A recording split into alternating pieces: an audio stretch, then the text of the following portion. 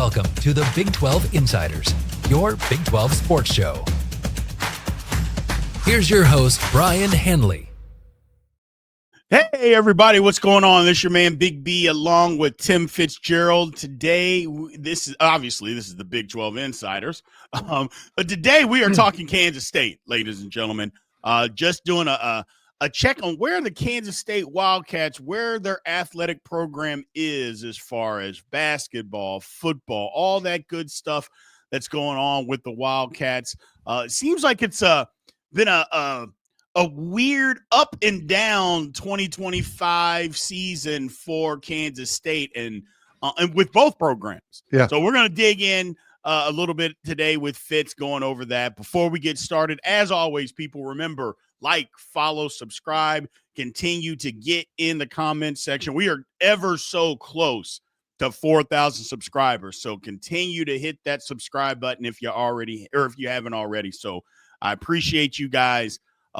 Let's get into it. First thing, Fitz, how are you doing, my man? I'm great, brother. I'm great. It's kind of weird not having my actual K-State backdrop here for the Big 12 Insiders. I get to do my full-time job today. Yes, absolutely. We appreciate you too.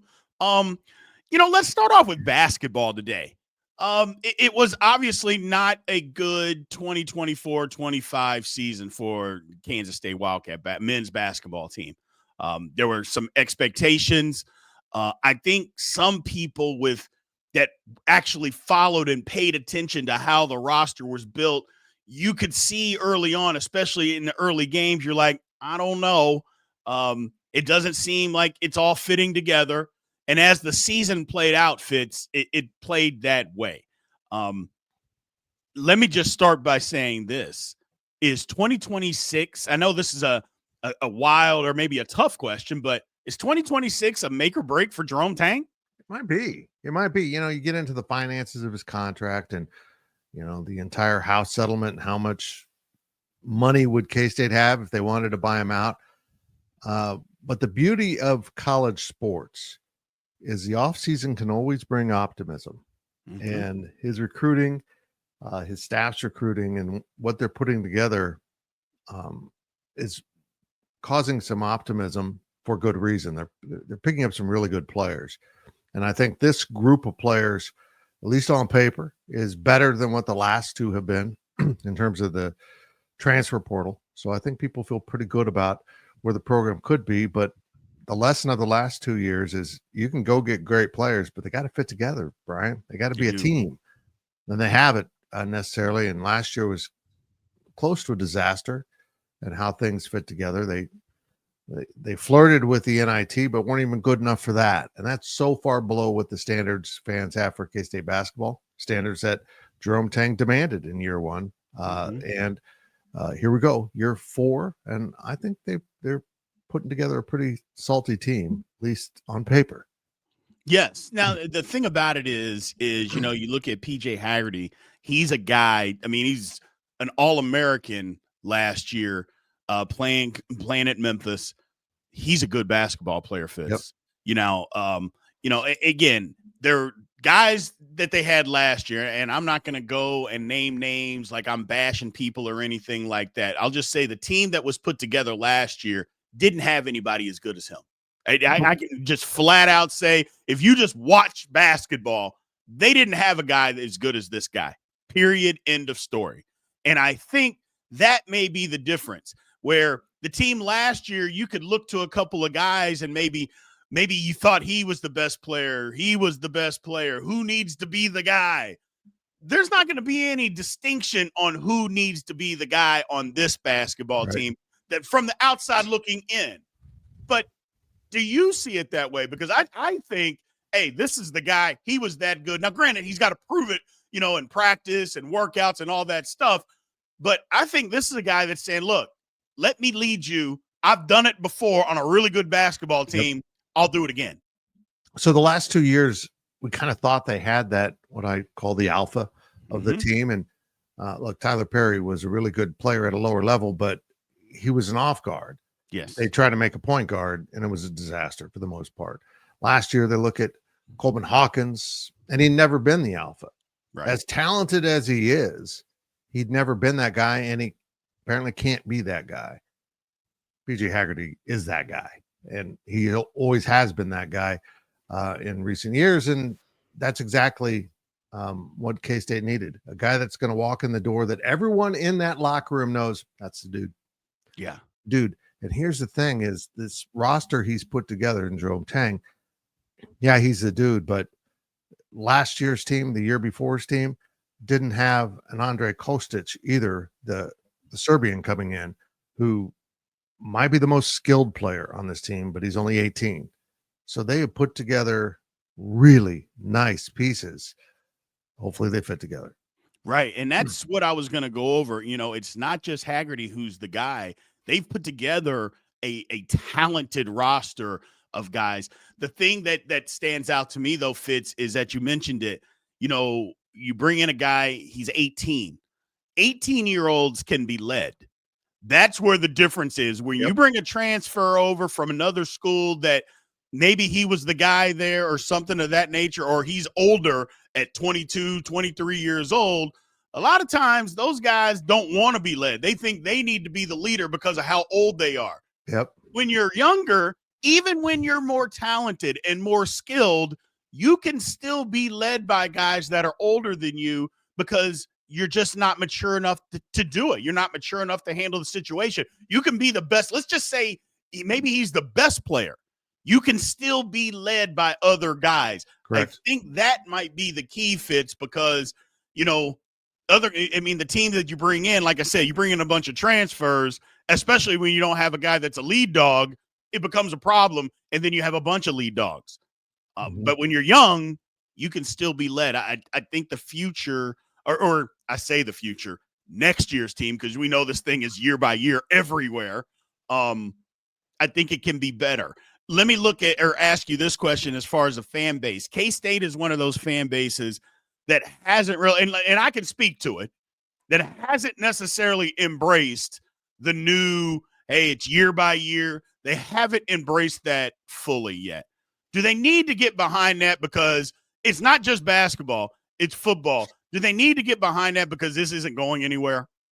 In a degree, but this is the fourth season of Jerome Tang's program and the fourth season when it's 10 plus newcomers. So I think the basketball program is taking it to the farthest spot. Yeah, you can go in this. There's very little continuity. We saw what happens when there's so little continuity. The fans latched on to a really good player in David Gasson, but by no means a star player, nowhere near Ring of Honor, nowhere near, in the memories of as a great K-State player, but he was the dude. He'd been there 3 years and fans just absolutely cherished him and how hard he played because of that. Bluntly put, in the past, that would have just been another guy on a good team. But now he's stuck around and he performed at a high level, the best he could, and that stands out. So yeah, you need to get used to it. But I also think this basketball program, and Jerome Tang has said this, needs to start finding a little more continuity. And I imagine with next year, we're going to see a little uptick in the number of high school players they're going to sign. Well, and that should be a feather in Jerome Tang's cap, Fitz, because, as much as we, and again, I am not pro or anti transfer portal. I just know it's here and it's not going anywhere. David Gasson should be a feather in his cap because as what we saw David Gasson last year, he was not that when he started at Kansas State. He was not that, and he was developed by that coaching staff. That should be something that he should be able to go to high school players, go to kids that are maybe 1 year at a school and they're like, this isn't for me, versus getting the guy that's have been there 3 or 4 years and you bring him in for one. Hey, look, I know it didn't work out here, or I know you're a high school kid. Look at him. Look what we can develop if you give us the opportunity to develop you. I feel like David Castillo may be the next guy to do that because it would just being honest, there was every reason for him to leave. I'm not sure where he was going to go, but somebody would have taken him. Yep. He had every reason to leave and didn't. And I think maybe he's like, you know what? No, I'm going to wait this out. I'm going to get developed. And maybe that'll be the case. Now, though, he's got somebody playing in front of him that he can learn from.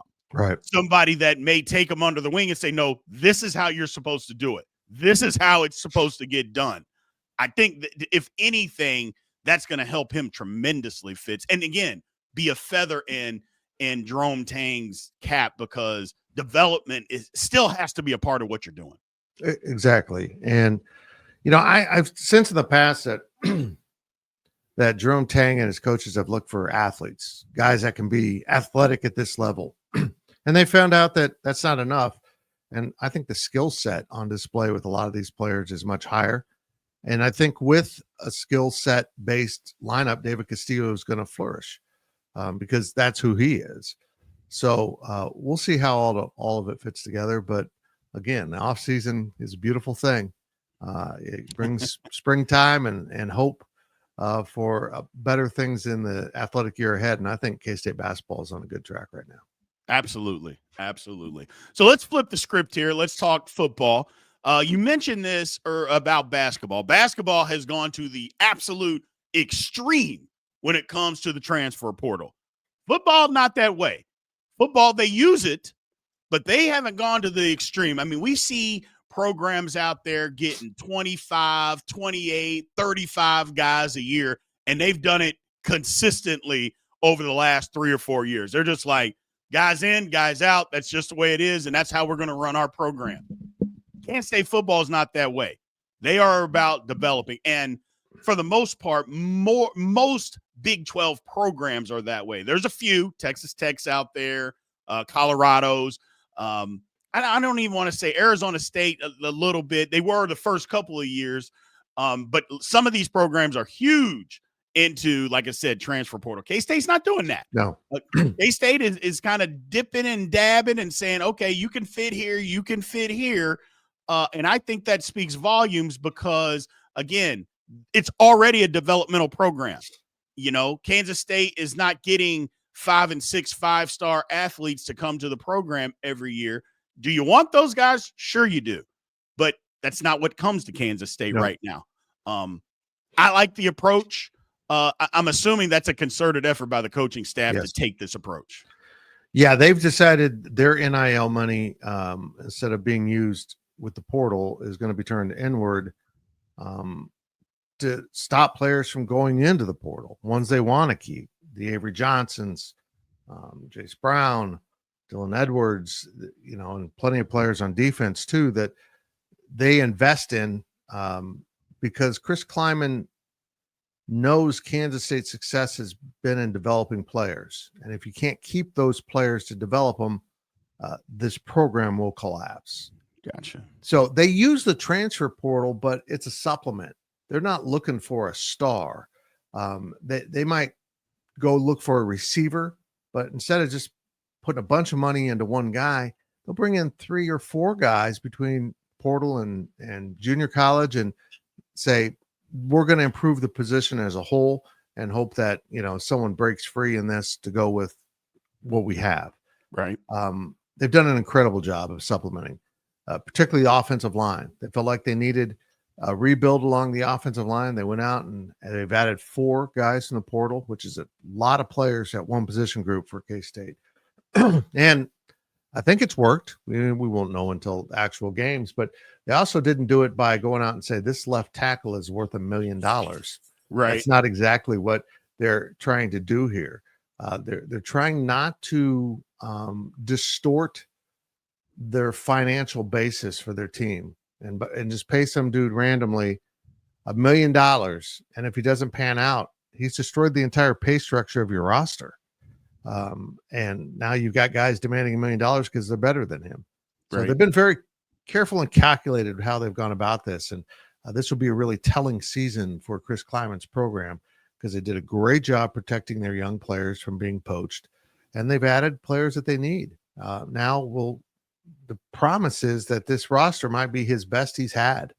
And he's won a Big 12 title. So maybe they can get it to the next level and kind of be really consistent about being one of the better teams in this conference. Correct. Let's just stay right there. You're talking about this is the best roster, or could potentially be the best roster he's ever had. And I mean, he's won a Big 12 championship back in 2022.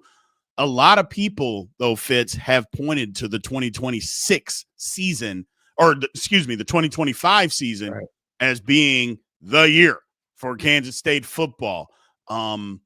I guess if you want to put all the pressure on this season being the season, what exactly does that mean? For instance, if this is okay, this is what everybody's pointing to, what does success look like? Good point. And I think right now at Kansas State, the bar's been set so high. People were disappointed in an 8-win regular season. 9 wins, adding in the bowl, was okay. Unfortunately for Chris Kleiman, he and Bill Snyder has set a double-digit standard. Yeah. And if you're winning double-digit games, you're going to be playing for conference championships. It's odd for a guy like me who grew up with pitiful Kansas State football, zero expectations around the program. Right. Show up for games was kind of the expectation. To see that now this new generation of fans, I'm not faulting them, is has these feelings that K-State should be among the best. And while my generation might push back on that, well, back in the old days, we just hold on here. This is an entirely new realm of college football. Yes. And I think the fan base, and thanks for the great video idea I just got, needs to ask, why not? Why not K-State?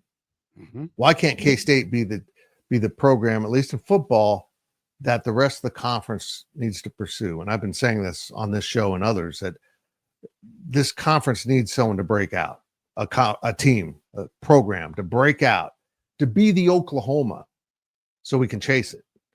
Kansas State is so much better as a football program today because it had Oklahoma to chase for 30 plus years.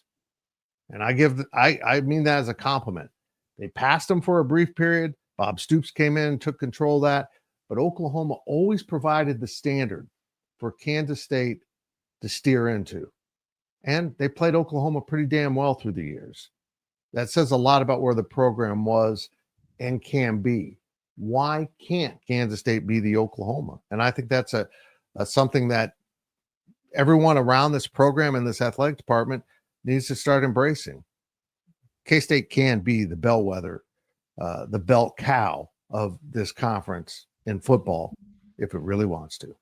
Yeah, my thing, and again, I'm glad you said that, Fitz, because obviously I went to K-State. That's not a secret. And I get on Kansas State fans all the time. That's why I love me and you. We have the contrast is that I came to Kansas State and the expectations were we're going to win the national title. We're not going to settle for losing to Nebraska and to OU and to Colorado. Like, no, we're just as good as they are. Win every game. And I love the fact that the Kansas State fans are like, hey, 8 wins, I love that. It's like, look, don't settle. Don't settle. Be the team that you – now, don't get me wrong. Don't be so mad that, oh, you won 8 games, you won 9 games in regular season. Oh, we stink. Don't go that far. But just, hey, this is not what we signed up for. This is not what we wanted. And to me, I also think the players look at it that way too, Fitz. Like the players are like 8 wins, gave away a couple of games, another couple of games we should have been more competitive in. It's like, and you never know what can happen when you're, tight games. Who knows what can go down in those? So I feel like the players feel that way because it starts with them.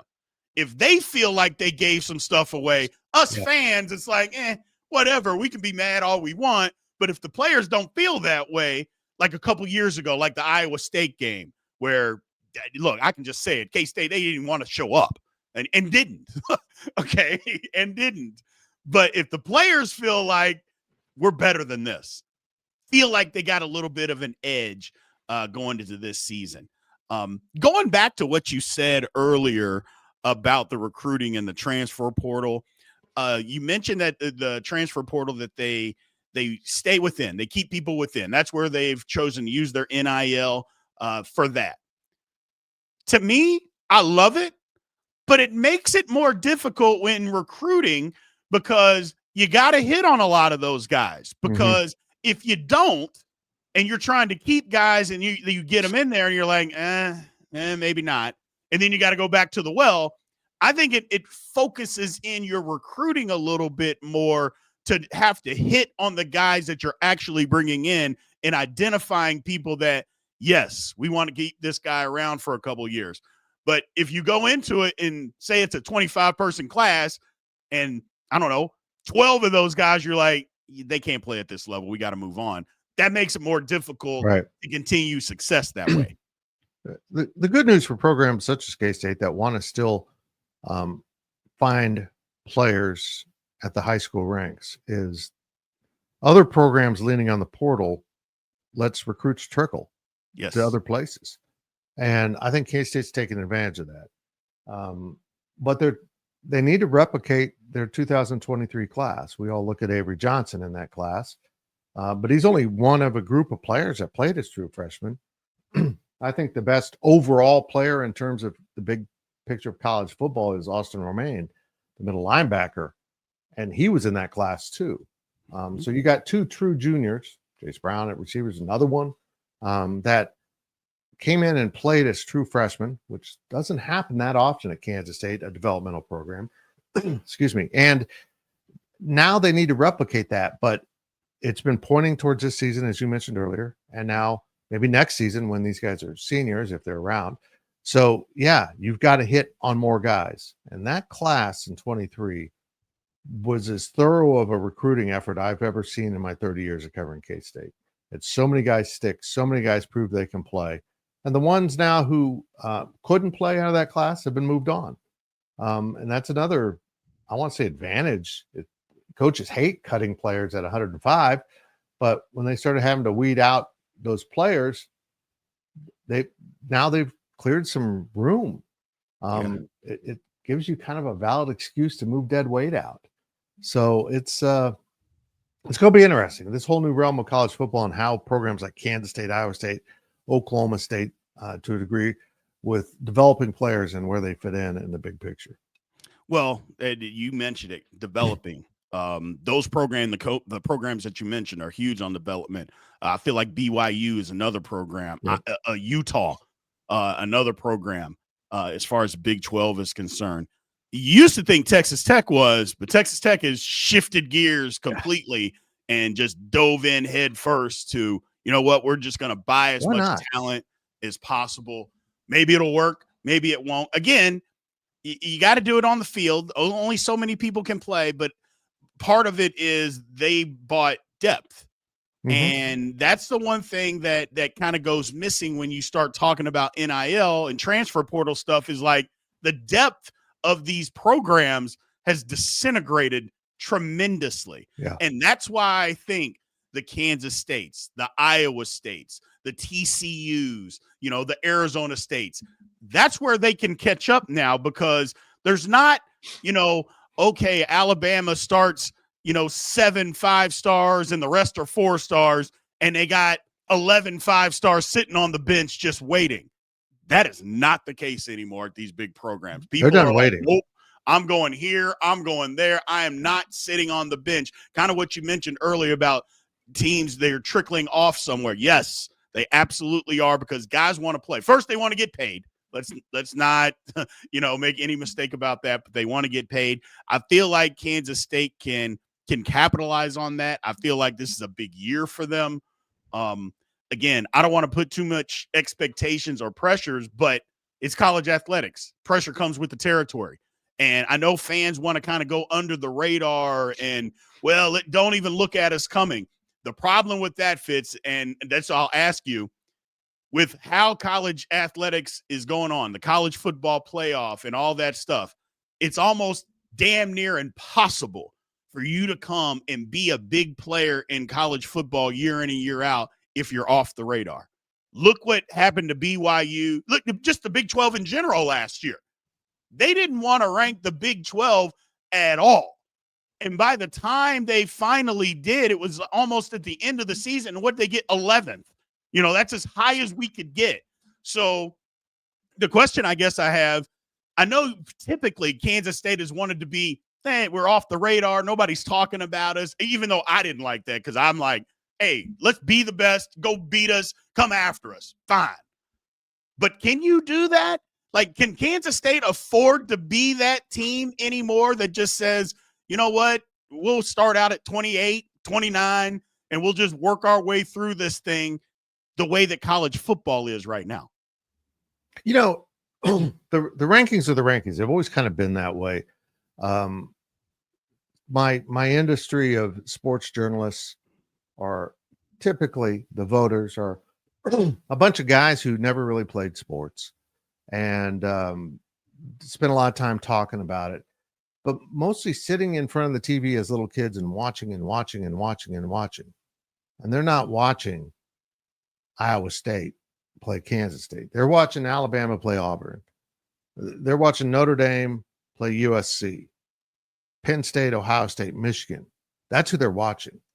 And if they're anywhere close to my age, there wasn't every game on TV. This is what you saw. And now you see this reflex with them because all they've ever watched are those blue bloods, the biggest brands. And now you see them like, oh, Oklahoma's got to be in the top 25. No, they don't. No, they don't. No, they actually don't. As a team, that how they play on the field last year and what they have. No, they don't. Nope. And they have this reflex just automatically go, I don't know who to put at 23. This team could be good. They're always good. Florida State. Boom. You know, it's lazy, but that's what polls in the summer are, lazy. There's no research to be done, Big B. We don't know what these teams are going to be like. Right. You're voting on things that make your blood pressure go up. Oh, I love the Nittany Lions. Always have. There we go. And they might be a great team, but then you end up with this really obnoxious poll. And that's why, if I'm Brett Yormark, I'm asking that all polls that are actually used by the committee and or college football in any way, such as the AP poll or the coaches poll, delay till week 4 or 5 to do rankings. And or at least have a wash week where you're allowed to just say, you know what? Okay, you can just start all over. You don't have to justify moving this team down 3 spots when you know they're 10 over, what they should be, but they're USC. Right. You know, I mean, that's the thing is if a brand loses, they'll be okay. And they drop them a spot. If a non-brand or a lesser brand loses, they drop them 6, 7 spots for a comparable loss. It's this kind of crap that is really affecting college football. But yes, it's almost impossible now to climb the rankings like you could in the past, because I think voters have actually gotten lazier with more information. And it's a challenge. The Big 12 can't afford to start outside the poll and then expect 4 teams to get into the playoff or 3. Not going to happen. They got to figure out how to make this more equitable and fair, because without these blue bloods and big brands, you're always going to start alienated from the rankings, because this is all these people know. And it's all ESPN wants. They don't want to develop any new programs. They bought the SEC. They just want to promote the SEC and screw everyone else. They don't care if Iowa State and Kansas State or Oklahoma State or Texas Tech are just as good as 3/4 of the SEC. That doesn't fit their narrative and doesn't serve their purposes. So we end up with a bunch of, I'm going to say a bunch of idiots voting on teams that they like because they're mascot and colors, and they played a really cool game in 1987. That's totally ridiculous. Understand. Yes, absolutely. That was a rant. But it was true. It was true. So, well, thanks, Fitz. We appreciate you giving your time to break down Kansas State, break down a little bit of college football playoff and what's going on. We thank you, and we thank everybody out there for always tuning in. Remember to like, follow, subscribe, continue to dive in those comments like you always do, and hit that notification bell so you know exactly when Big 12 Insiders content is coming out. We will be back to you guys next week. We will talk to you soon. Have a good one. Thank you for watching the Big 12 Insiders, your Big 12 sports show.